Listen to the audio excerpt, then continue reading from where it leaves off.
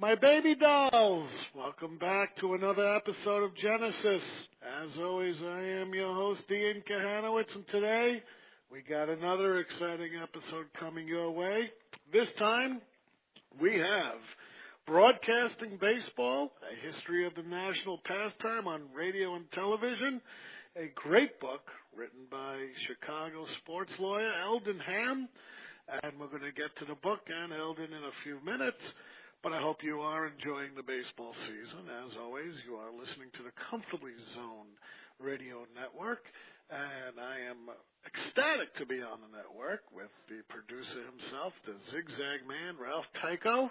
And, of course, we have great programming. We have Peter Golenbach. We have Hal Bach. We have a new show, Mark and Mark. That's Mark Little and Mark Weiss, who was doing this with me for a while, and finally got his own show. So that's pretty exciting. You can also catch me on Giants Baseball, and where I'm talking with our good producer Ralph Tycho about the San Francisco Giants, New York Giants, and everything in between in baseball out there. And you can catch me also on Dave Nemec's Old Time Baseball and Trivia with baseball historian from SABR, Alan Blumkin, and, of course, old-time author Dave Nemec. And I'm proud to be on those two shows, as well as having my show right here at Genesis, which was picked up earlier in the year by Ralph's production company, as most of you know. And it's good to be here today. We're focusing on broadcasting baseball, and I want to read you folks a blurb from the book, and then I'll go into who Eldon Ham's about. The book is this. There is a long-standing relationship between broadcasting and sports, and nowhere is this more evident than in the marriage of baseball and radio. And to me, radio is still the finest medium to listen to a game, better than TV, better than the internet, better than every 5-second update I get on my smartphone. It's a slow sport perfectly suited for the window painting, for the word painting of broadcasters.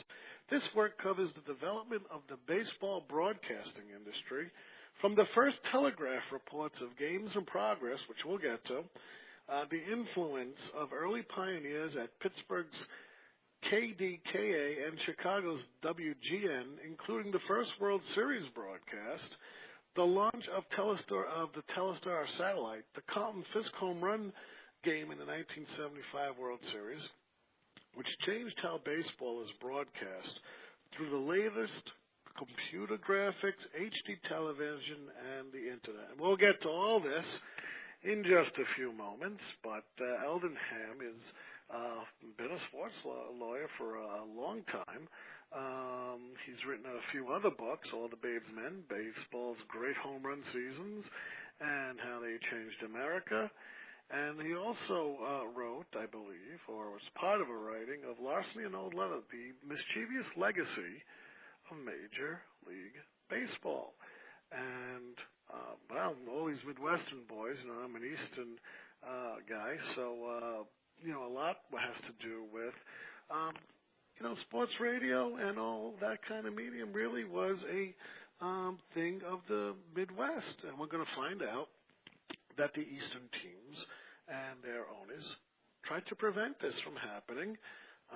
Eldon Ham is a member of the faculty of ITT, Chicago-Kent College of Law, where he's taught sports, law, and society since 1994, and has won the Distinguished Service Award in 2010. He is also the designated legal analyst for WSCR Sports Radio in Chicago. And as I mentioned, he is the author of All the Babe's Men, Baseball's Greatest Home Run Seasons, and How They Changed America. And without any further ado, welcome to the show, Eldon. Thank you. My pleasure. Glad to be here. All right. Now let me ask you, we're going way back here. We're going back to the time where, you had to read a stock ticker, even before that, to get the sports. Let's begin with the Titanic, and let's go back then, because even before then, I believe, they had postings in the middle of like a town or something, where people used to gather, and read the billboards, and they would get telegraph signals and, literally announce it to the crowd. Sure. One of my hot buttons, especially when I teach my class, is the phrase, nothing happens in a vacuum. I'm a big believer in evolution and how everything's interrelated. I can't believe there are very many sports-related books that devote a paragraph or so to the Titanic, but that's sort of my quirky approach to things. I'm almost more of a sports philosopher than sports historian. But the Titanic, for example, looking at the earliest use of broadcasting that eventually evolved into what we call the radio and sports broadcasting. Originally, by the way, the patents for radio were owned by the U.S. Navy, and then they freed them up for commercial development. But the Titanic went down in 1912. They sent out their distress calls in a wave frequency that was similar to radio or would evolve into it. And only 9 years later, you had baseball actually on the radio. So once things got started, they went pretty fast. Let me ask you this. Let's talk about these bulletins that I keep reading in the dead ball era. Like they were like names like Playograph and Star Ball Player and Noakes Electroscore. You know, they attracted large crowds. How reliable were these things? They were probably relatively reliable, but they were certainly slow. There are photographs, a couple in the book actually. Your listeners might want to Google the idea and just see these crowds, but it's bizarre. You have huge crowds of men in suits and hats in intersections in cities where the Playograph board was a sort of a fake baseball field up on the side of a building, and reports of the game would come in, and somebody would graphically move the players around on the diamond so that you sort of saw the game, kind of a rough, bizarre, unexciting image, a little bit late depending on when the report came in. But that drew crowds. People were interested. And so that was in the range of 1910 or so, give or take. And as you alluded to my quote in the book about telegraph, you had telegraph reports back to the 1890s. So all of this proved that there was an interest out there, and it eventually evolved into baseball on radio as we know it, of course. Why was baseball such a commodity that, you had to get these electrographs and billboards, and eventually the coming of radio, out of all sports back then, baseball was the one that was pretty much piqued the most interest. Yeah, it did. And the two evolved together, baseball and broadcasting. And it so happens that radio came first, was commercially developed long before TV. And as you also alluded to, baseball is the perfect game for radio. It's got the right pace. It invites discussion. It invites an announcer that befriends the audience, or maybe a couple of announcers. And originally, of course, there was a lot of dead air because nobody knew to fill up the gaps in between pitches. But when they got that figured out, it became a really, really friendly medium. Although, interestingly, I'm not sure baseball was the biggest at the very first, because boxing was the big thing in America back in, at the turn of the other century and on into the 20th. As a matter of fact, Babe Ruth, in his famous quote about making more than the president, he was making $80,000 a year. And around the same time, 1927, the Dempsey-Tunney long count boxing fight, heavyweight match, took place in Chicago at Soldier Field, 104,000 people in attendance. Tunney got $1 million for that. So he got over 10 times what Ruth got in a year. So boxing was really big, but the problem was they couldn't fight very often. The heavyweight fights would only be a few times a year. And when baseball came along, you had a lot of things happen all at once. Ruth got sent off to New York from Boston. You had some rule changes ridding the spitball and you had owners who had enough foresight to want to try to grease the skids for the home run and baseball offense. So, and then radio's invented and commercialized around 1920 as well. All of that happened at the same time, and it enabled baseball with its frequent games to overtake, I think, boxing, and then it was off to the races from there. Like I mentioned to you before, the Midwest, St. Louis, Chicago, as far out as baseball would go into the Midwest, they embraced the medium more so than the East Coast counterparts. Why did they fear it, and why did Mr. Wrigley change all this? A lot of the baseball hierarchy was afraid of radio because they didn't understand what would eventually happen. They were focused on ticket sales, live attendance. And so when the idea of radio came about, they thought, why would anybody come to the game if you could sit at home on your porch and listen to radio? So that was the predominant thinking. Even the baseball itself, the major league office, bought into that. And at one point, I think 1926, they banned radio, baseball on the radio, or at least tried to. And the New York teams, all three of them got together in the 30s and kept baseball off the radio for about 5 years. And that was after the opposite effect had been proven. First, you had Harold Arlen at KDKA in Pittsburgh. That was 1921. Starting to do the regular season broadcast. They did experiment, baseball did, with baseball on the radio for World Series. I guess they felt nobody would stay home from that. And then a few years later, Wrigley in Chicago and WGN did a little experiment, and they set up a broadcasting operation on the roof of Wrigley Field and broadcast the opener that year of the 1925 regular season. Wrigley was a hustler, and I think that's the turning point. He understood, first of all, he was in the soap business, and he put gum in it as a premium so people would buy the soap. Then he said, forget the soap, I'll keep the gum. So the Wrigley chewing gum empire was born. But being a hustler and a promoter, he saw the radio not as the enemy, but as something that we call billboarding the game, as trying to increase the number of people who see it, are exposed to it, touched by it. And what that did was cause Cubs attendance to go up 117% almost immediately. So with that, Wrigley was a believer. It still took the rest of the league a while to catch on, but when they did, the rest of it, as they say, is broadcasting history.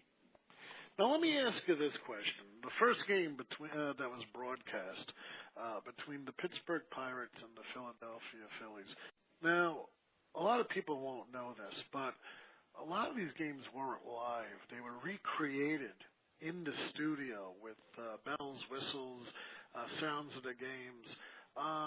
Was the first broadcast live, and how many of these recreative, shows were actually broadcast?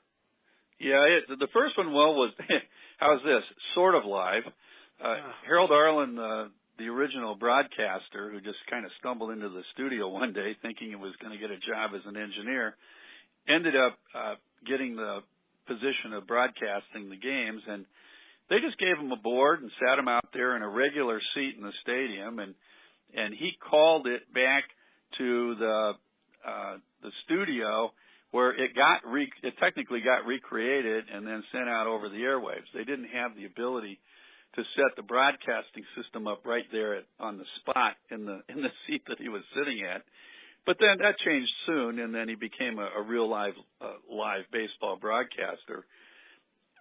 But a lot of those games were recreated, particularly road games. So it was one thing to have somebody go out to the stadium and call the game in or do it live in whatever way that they could. But it was another to send people around the country to broadcast games back to the home audience. And that didn't happen for a long time. as your audience probably knows, somewhat famously, Ronald Reagan was one of those early broadcasters. He did Cub games in the early days, and he would recreate them.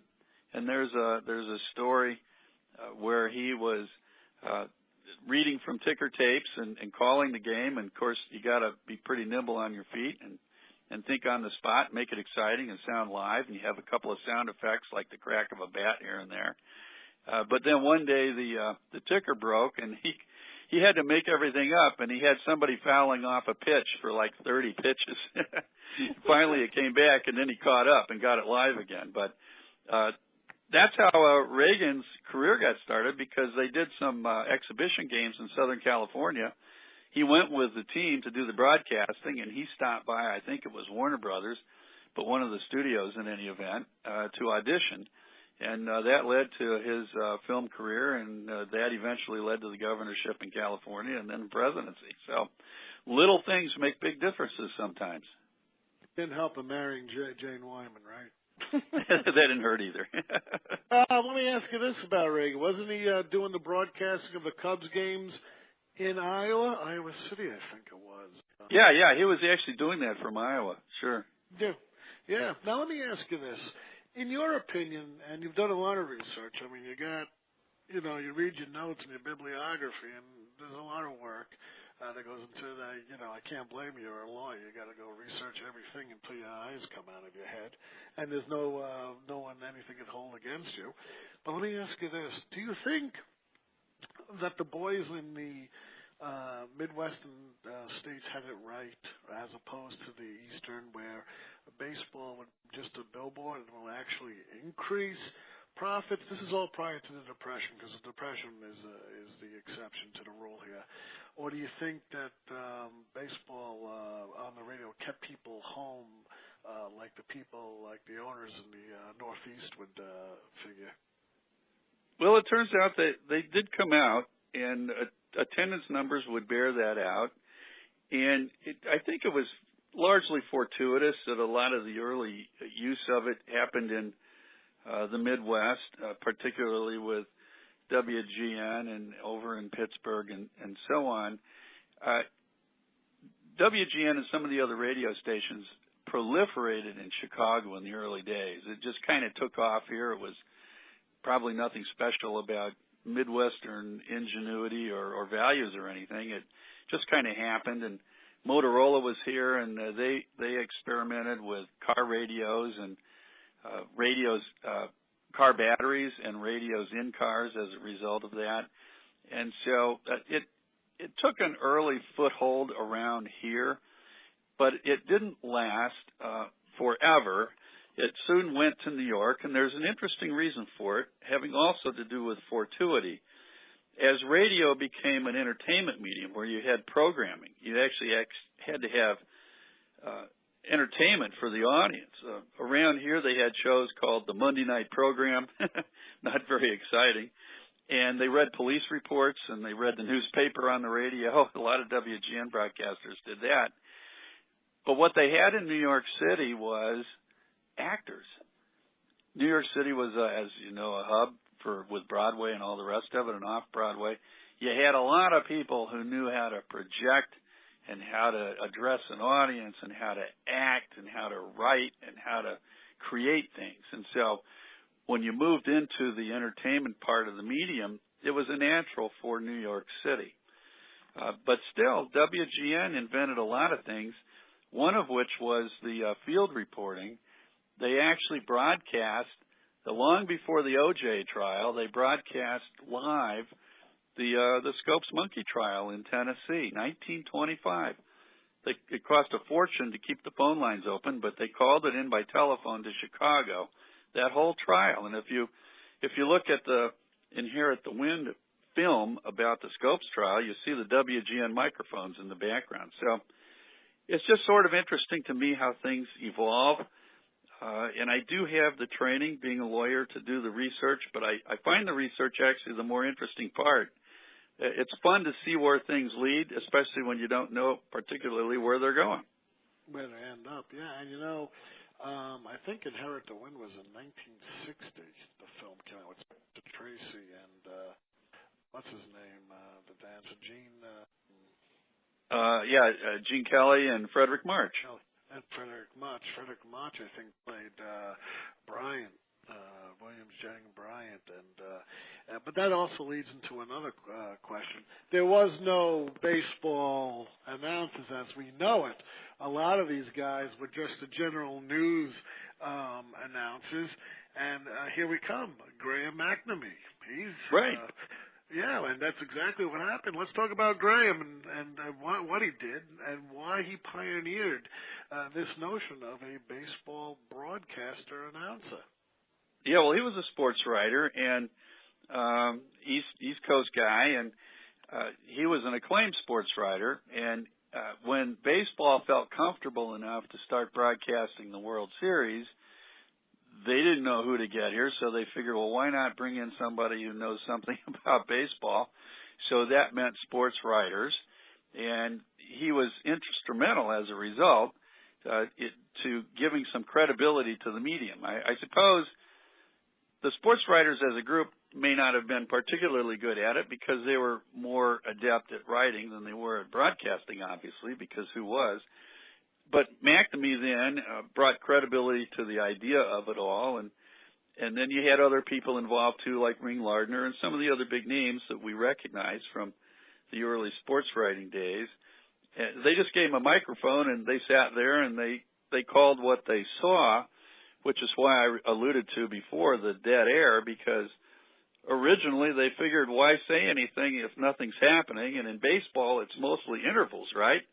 There's more time in between stuff going on than there is the stuff, and so you got a lot of dead air. But eventually they figured all that out, and you had the color man and all the rest of it to add a little broadcasting excitement and insight. And so that's where it all started. And so you got to give props to the early sports writers who gave it a try, and everybody was making this up on the spot. As I alluded to Harold Arlen in Pittsburgh, he was just an engineer, and he walked in to get a job, and there was a line there, and he said, "What's this line?" "Well, that's to be a broadcaster." So he got in the line and got the job. So luck, I guess, is the residue of design, to quote the old Branch Rickey phrase. You know, a lot of things are lucky, but you got to kind of make the luck happen yourself, you know.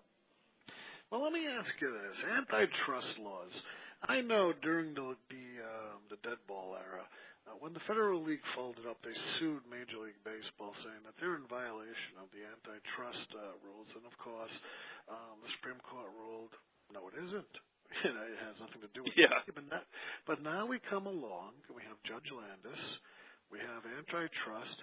How did Landis handle the request that baseball be broadcast? Because he was very conservative in his nature on most accounts, especially with gambling, race, anything that would tarnish the sport.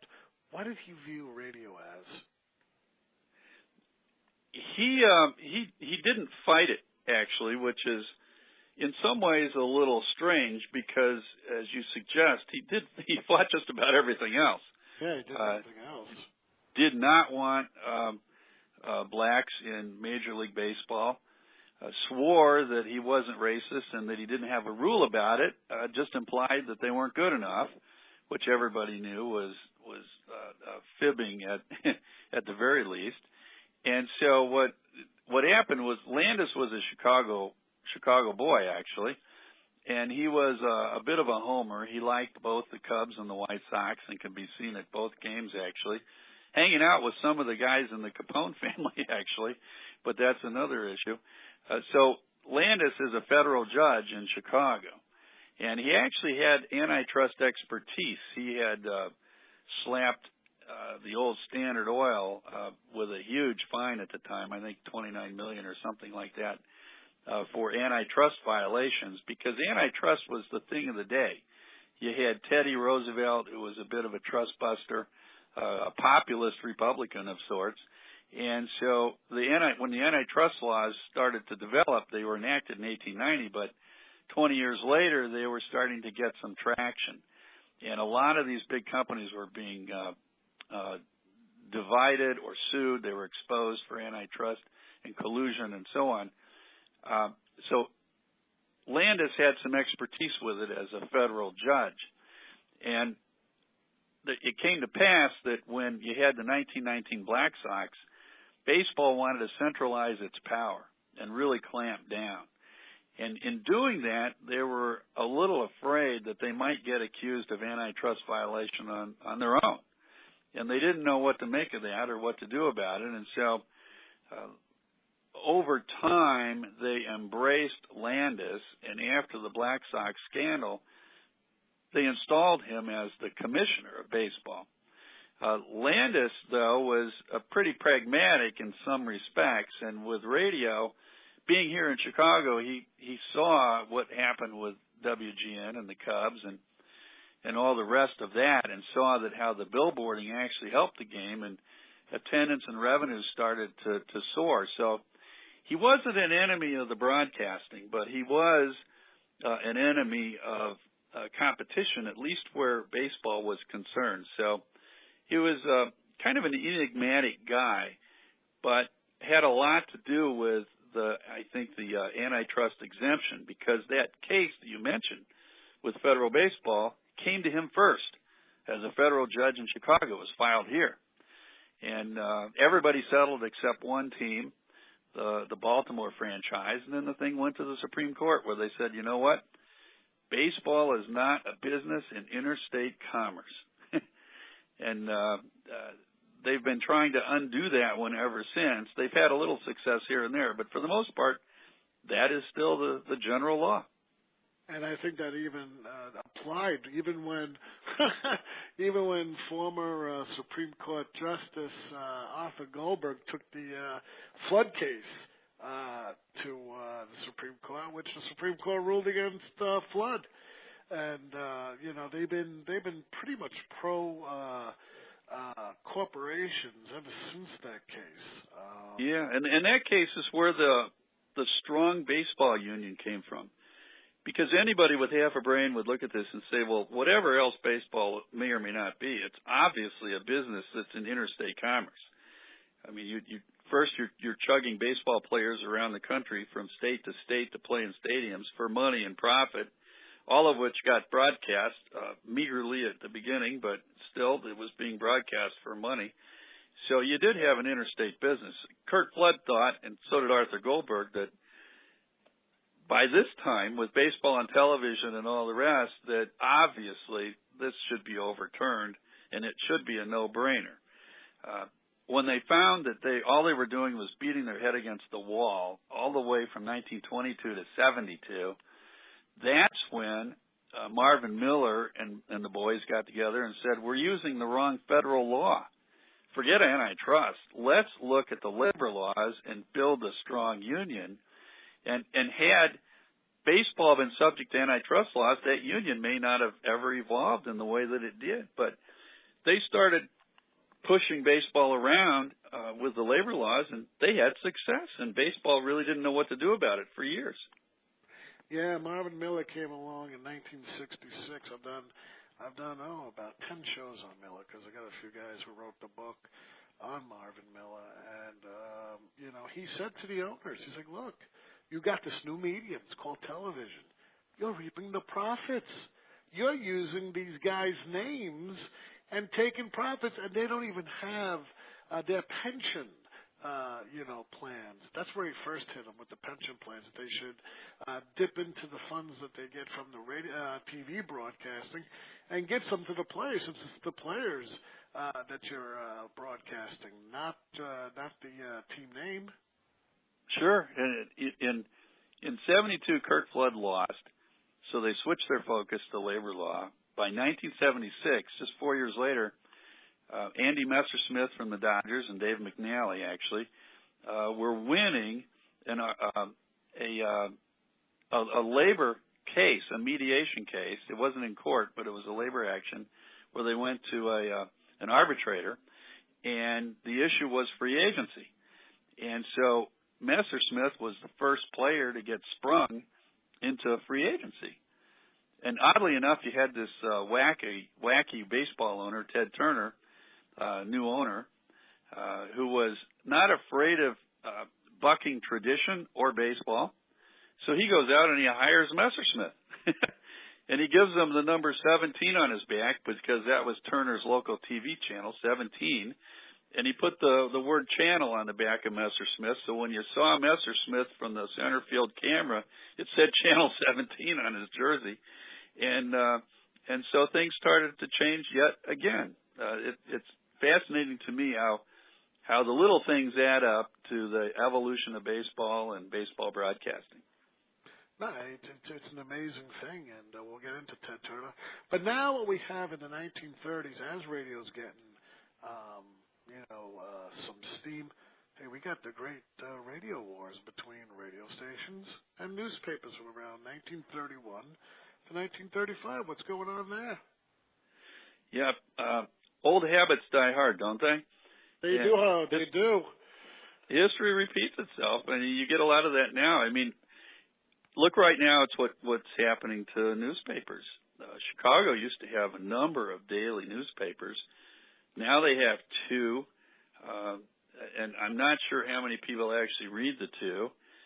In a lot of ways, it's kind of a shame, but you're right. Back in the day, you had the wars between the newspapers. You had Hearst, who was gaining a lot of power.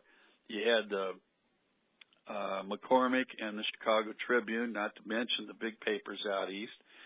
And so that was an issue. You had sports writers and you had the broadcasters, and they weren't necessarily competing in the early days. If you want to hear the radio, you hear the game live on the radio. There's only one way to do that. But yeah, as things evolved, and by the way, this is during the Depression, and so that changes the dynamics a little bit. People didn't necessarily have a lot of money to spend, whether it was papers or going to games. So competition, I suppose, is what it comes down to. You had radio taking people from the print side.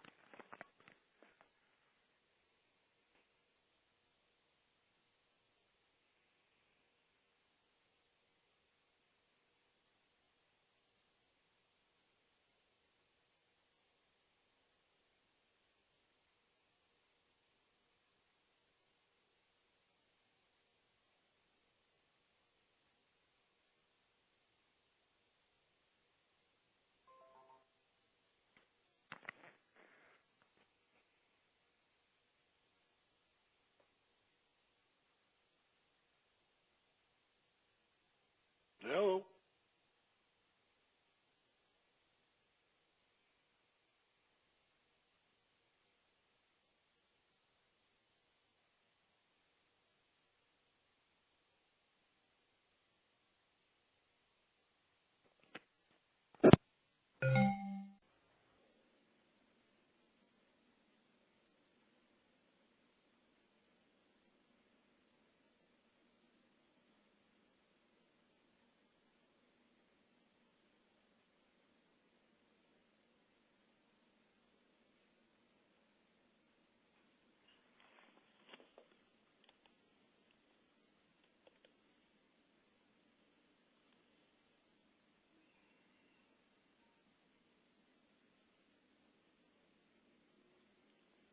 The host has joined the conference.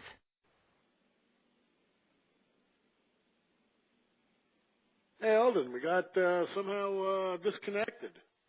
Yeah, just proving the old axiom: anything that can go wrong will. So somewhere in mid-sentence, I guess, I was talking to dead air. Yeah, it's all right. I have no idea. It just went click. I'm like, I wonder what happened now. All right. Yeah, So I don't know if it was on my end. I didn't do anything, but, you never know. You never know. I don't know. Maybe it's the rain. I'm going to push the buttons again. Just continue whatever. I think you were talking about the radio wars and the way that. Sure. today's. All right, hang on. Dead.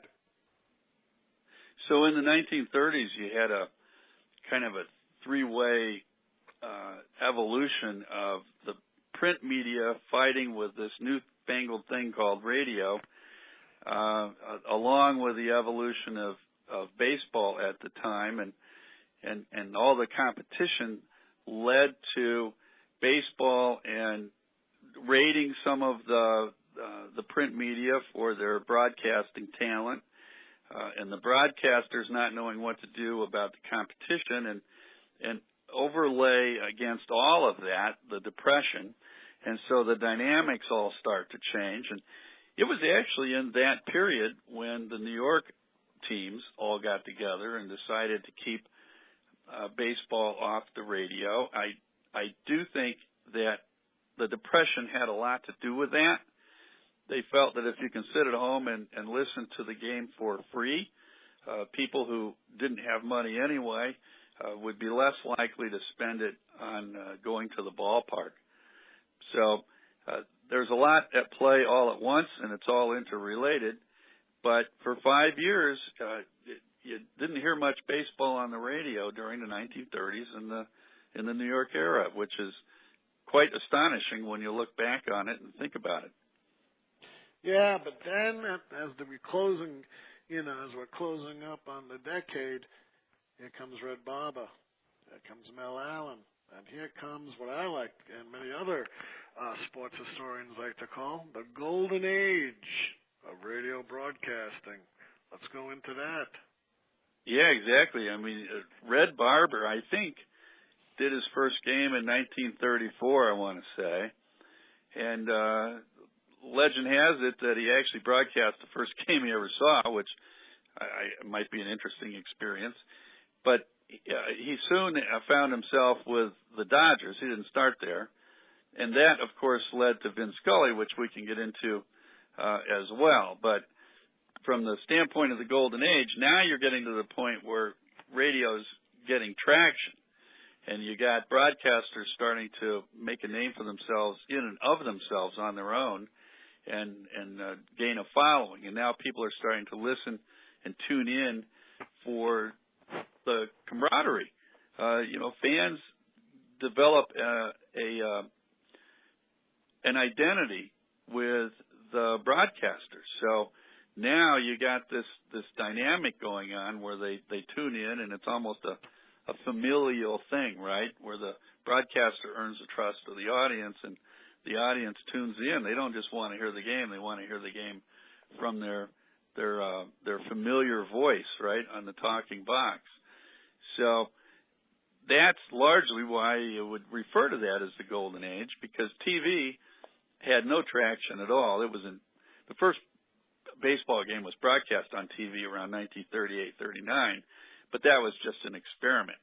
TV wasn't a factor until well into the 1950s. So what you had was the broadcasters of old starting to find themselves, and there are lots of names from the old days.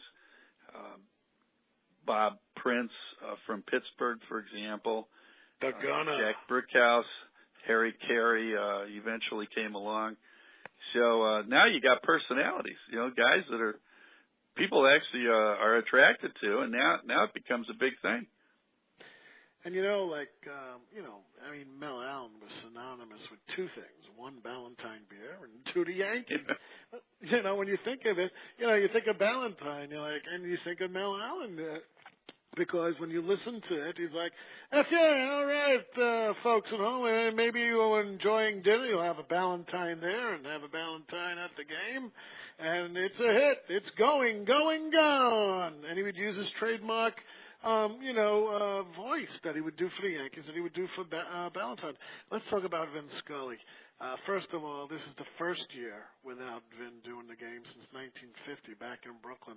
How instrumental was he in New York baseball at the time? Because I think Red Barber did mentor him for a little bit, and then Vin took off on his own. Yeah, Scully did get mentored. What the hell's going on?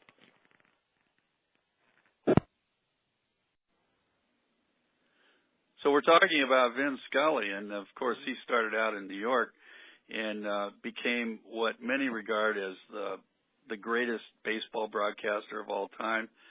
I have no reason to dispute that. He learned his craft from Red Barber back in the old days.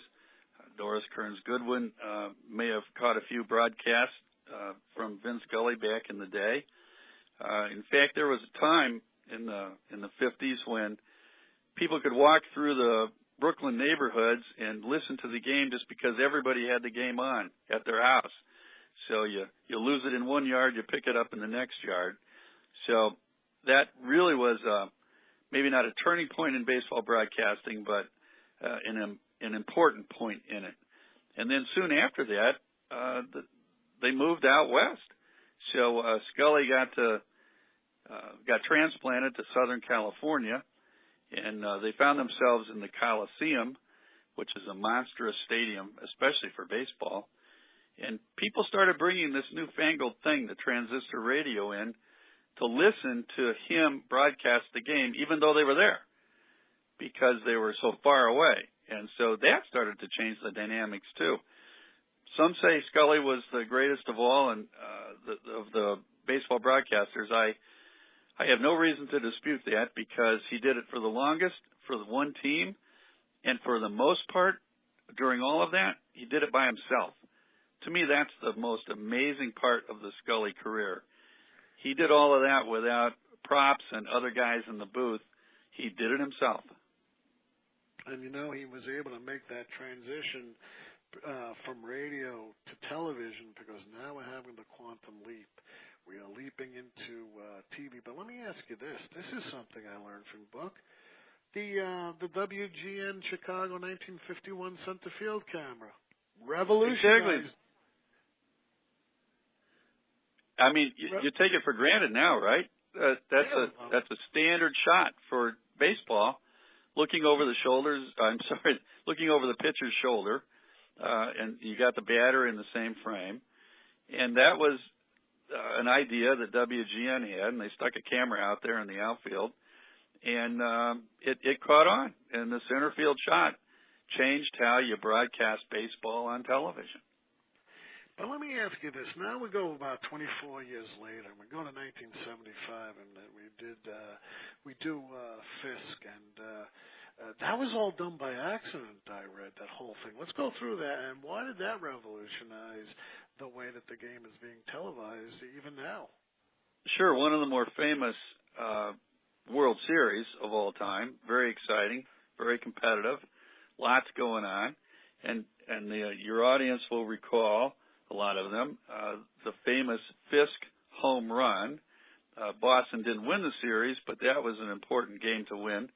And Fisk hits this shot, and everybody has this image, those who saw it, of Fisk. Once he hits the ball, he's sort of waving his arms, trying the body English to keep it fair.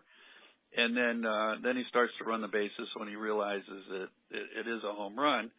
It so happens that the cameraman running the camera from the left field scoreboard did not do what you normally do, and that's follow the little white orb, the ball, into the stands.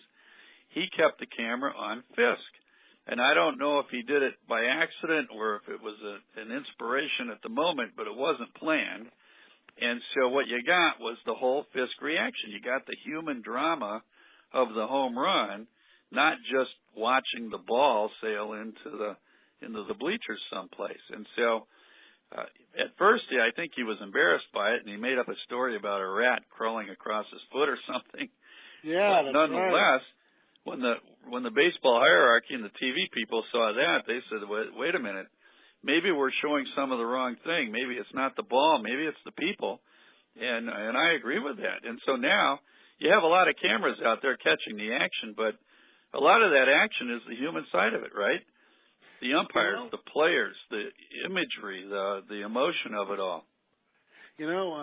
This year, because I grew up in New York City, and I grew up in Brooklyn, so I know the Dodgers moved 13 years before I was born, but Vin Scully was still a staple. But the way I'm watching it now, because now I got that T-Mobile, MBL TV, lot, so I can go to any game and do it. The cameras are all over the place. It's even different than 5 years ago. Yeah, you can have as many as 27 cameras at work for a baseball game. I guess that's okay. I don't know what to make of the idea of seeing it live on your cell phone. It's got to increase the audience, because if you can't watch it any other way, you'll watch it that way. That's probably a good thing. One of the things that I thought was helping baseball was the idea of HD TV, the big screen, high def, because football has a lot of action. It plays a little better on TV. Baseball plays well on the radio. But then when you put baseball on the big screen, the slowness of it doesn't get in the way anymore, because now you have this breathtaking image, the cathedrals of baseball in the ballparks, and now all of a sudden the game is kind of interesting visually as well as everything else. And then when you shrink that back down and put it on the cell phone,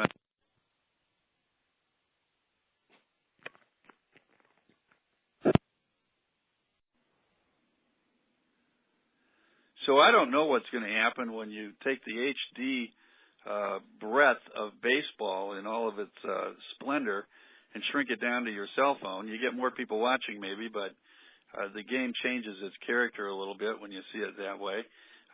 But progress is progress. We'll see what happens. It'll sort itself out. It's almost like transistor radio 2017. Now you can watch it. But the transistor radio, I had one, and I brought it to the beach, and I brought it everywhere. And, just listening to Phil Rizzuto and Bill White, if you couldn't do TV, you had them on the radio as well. Absolutely. It's like having a friend with you, right? And there's a lot of people at home, shut-ins and so on, who don't get out at all, let alone to the ball game. And they become fans of the game and of the team and of the announcer. So you almost become a part of the family that way, and that's what radio can do for you in particular, because there's so much conversation.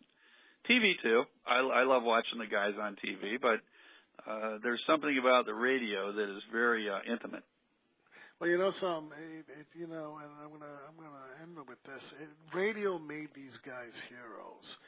There was no TV to show you what they looked like, and so you literally had to paint the picture with your words. And guys like DiMaggio and Williams and Mantle and Ruth and Garrick, and you watch the Pride of the Yankees, you see the little boy in the hospital, and they're just painted like these big gods. And it's like, wow, man, they're just fantastic.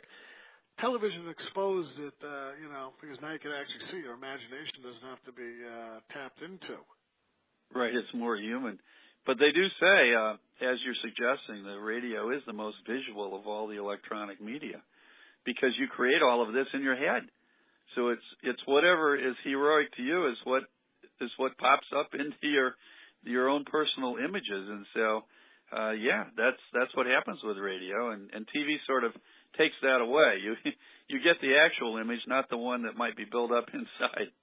And when I don't remember this because it was written the year I was born, but when Jim Bouton's Ball 4 came out, and the whole persona of Mickey Mantle, having that side that no one knew, it's because of the Mel Allens and the Red Barbers, and watching this god who literally the media made out to be this god was really fallible.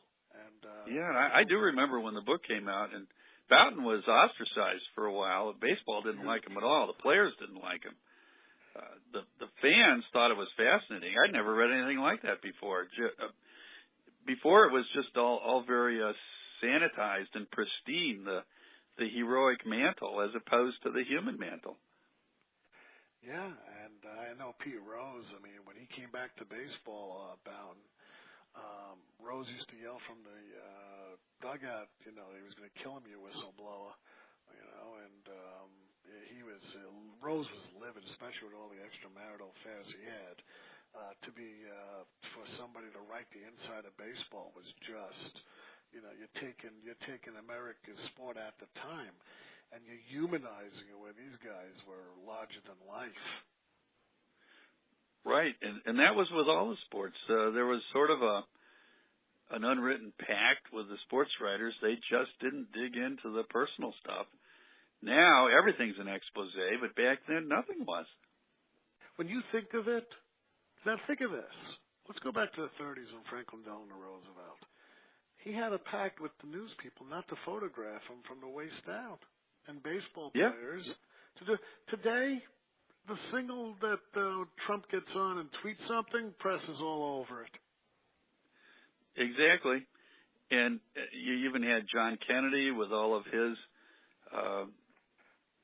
faults, shall we call it, and his affair with Marilyn Monroe and all the rest. You know, that's in the 1960s, 62, up to 62, which is when she died.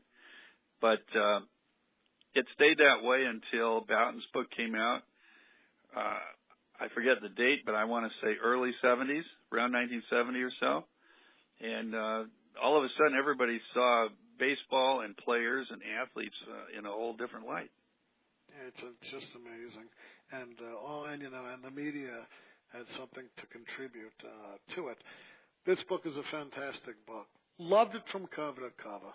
Besides Amazon, where can we find it? Well, you can still get it at the publisher, McFarland, bookstores, and in particular, it's in libraries coast to coast, because that is a forte of my publisher, McFarland. They get a lot of these kinds of different sort of books with different angles in sports into libraries. So if you can't buy it, you can read it that way. But Amazon for sure, they got everything. And let me ask you this: what are you working on next? Anything coming down the pipeline, and any books that you're planning on doing? I'm planning on planning. I've been sketching a few ideas, and I've written some articles about baseball and baseball cheating, and in particular how the baseball's sort of larcenous personality led to the steroid era. So that's something that I'm sketching out now, and I hope it can evolve into a book as to why the steroid era happened. What do we do about it? Do we pretend it didn't happen? Do we keep these guys out of the Hall of Fame? How do we fix that? Yeah, it's very difficult. Again, it takes in so much, especially back then when the players used greenies and pills and cocaine, and they're getting into the Hall of Fame. But these guys, I mean, on one hand, you got to ask yourself, who wouldn't want to, take these things to make themselves stronger, faster, better, to perform better? And on the other hand, instead of hitting a 300-foot pop-up, it's now a 465-foot home run. Yeah, exactly. And not just the power hitters. The rank-and-file guys, the infield players, the second basemen, instead of hitting 5 or 6 or 8 home runs a year, they could hit 20 or 25. And the next thing you know, you need to hit home runs just to keep your job, let alone being a star. And I think that was what the problem was. Too many guys were relying on it just to hang in there. And I fault baseball for some of that because they really didn't test enough soon enough. So there was sort of a wink-wink about letting players experiment because home runs meant ratings, right? Well, who the heck's going to, question, McGuire, Sosa, even Griffey that year, although he claims he never did, starts. And again, you can't, there's over 5,000 different types of steroids. How the hell do you know which one is banned by baseball when there was no rule set on using them? Right, there really wasn't any, and it was ad hoc. People just did what they could get away with. That upset actually Barry Bonds, because it seems that he was not on anything, certainly in 1998, the Sosa-McGuire year, the great home run chase and all of that, because he's quoted as saying that he got mad because he was a genuine five-tool baseball player who could do everything, and he would hit 30 or 40 home runs maybe, and in addition to everything else, but they were getting all the headlines because of the homers. He probably suspected they were juiced, and the next thing you know, he's being accused of the juice after he hit the 73. So you tip over one domino and they all fall over, and now we have ourselves with a genuine mess of history. And Sam, it's I just finished Paul Dixon's book on Leo DeRoche. I don't know if you've picked it up. Oh yeah, sure. Yeah, he was on my show a couple of months ago, but with cheating and stuff, Leo DeRoche was the master of it. The whole 1951 year. Right. He had a spyglass right out in center, and exactly. And, he would press a button and it would go into the dugout and stuff, and talk about what pitch is coming. But they say, and everyone claims that Bobby Thompson didn't know what was coming. But even if you knew it was coming, it puts more pressure on you because you know it's coming. So you still got to hit the thing, right? Mickey Mantle right. Mickey Mantle couldn't even hit. What's his name when Denny McLain when he wanted to give up the 500th home run? Oh, that's right. To Mantle, and I spoke to Denny McLain about a couple of those things, but he's like, look, Mantle couldn't believe it. He's telling him what's coming, right. And no one believes it. So that should make an interesting story, Eldon. I'll tell you that much. But I hope you had a good. I hope you had a good time today. Besides all the interruptions and stuff like that, but. Fascinating interview. Oh, this is fabulous. Yeah, glad to do it. I appreciate the kind words. It was a fun book to write because of the research and the way baseball is so identified with how you broadcast it. Yeah, and it's pretty much 95% of my podcasts, all the books that come out every year on baseball, and some older ones like yourself. But it keeps me in business. It keeps baseball. People who don't really know about broadcasting or any of the books or whatever I do, they come here, they learn about it, and they get a general sense of what life was like many, many years before, when there wasn't an internet or a smartphone or whatever our next new technology is going to do. But your book is very important in regards to it. So not only on announcing, but the right up from, I'd say, before the Titanic till the new medium we have now. Well, thank you so much. It's been my pleasure. I'm happy to do it, and I hope we have another discussion soon. Oh, we will. Hang on the line. This is how I end the show. Folks, go out, get Broadcasting Baseball, a history of the national pastime on radio and television. I'm sorry about any interruptions that has happened today. As always, I am your host, Ian Kahanowitz.